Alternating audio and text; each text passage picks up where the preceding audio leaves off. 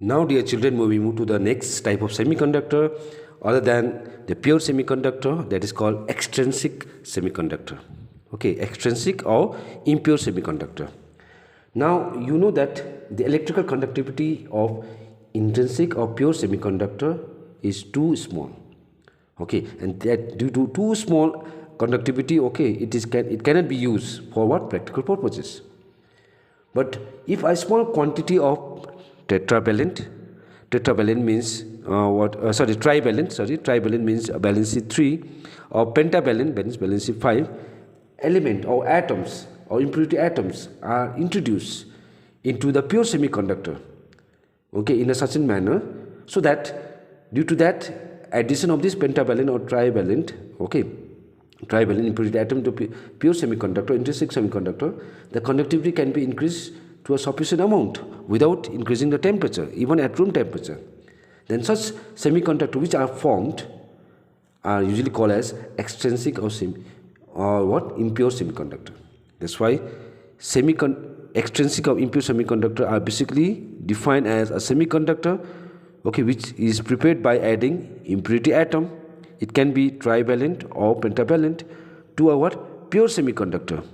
Okay, pure semiconductor like silicon or germanium is called extrinsic or impure, or we also call as doped semiconductor.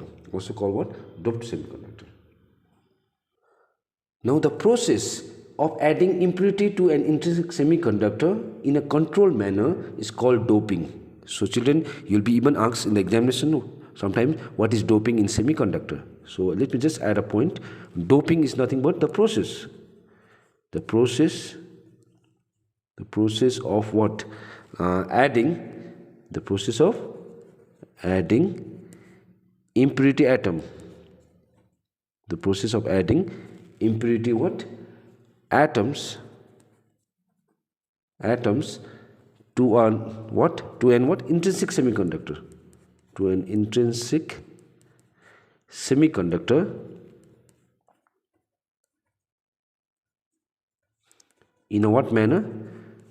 Controlled manner.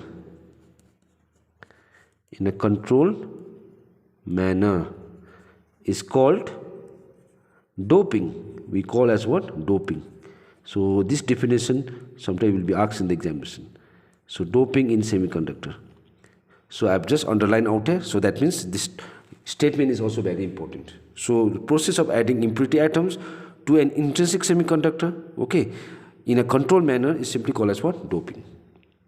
And you know what happened? Due to the addition of impurity atom, as I said already, the conductivity can be increased to a large extent. Conductivity can be increased to a what extent? Large extent without increasing the temperature. Okay, without increasing the what? Temperature. And the impurity atoms which has added, they are also called as dopant. Now, depend upon what type of impurity atoms you are adding to the pure semiconductor.